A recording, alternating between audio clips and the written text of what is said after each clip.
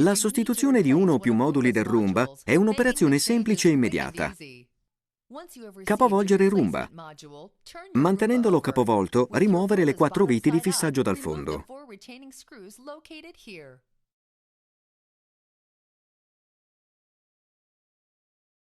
Quindi la vite che blocca in posizione la spazzola laterale e staccare quest'ultima. Rimuovere la piastra di protezione dal Roomba.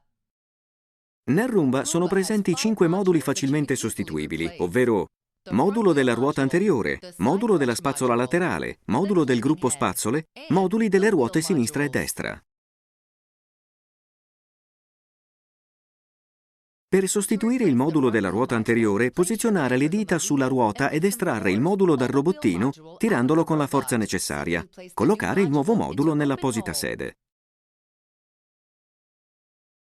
Per sostituire il modulo della spazzola laterale, allentare le 2 viti che lo tengono in posizione. Rimuovere il modulo che si desidera cambiare e inserire quello nuovo. Stringere le 2 viti.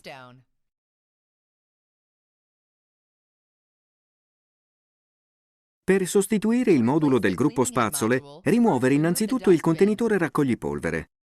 Quindi allentare le 4 viti che tengono il modulo in posizione.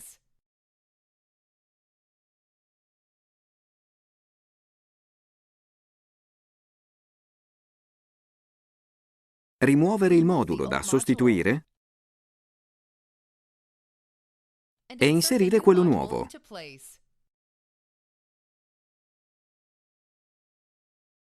Stringere le 4 viti.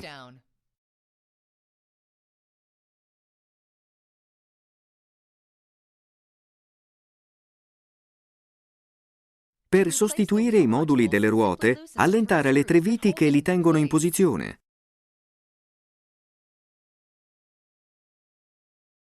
Rimuovere il modulo da cambiare e inserire quello nuovo.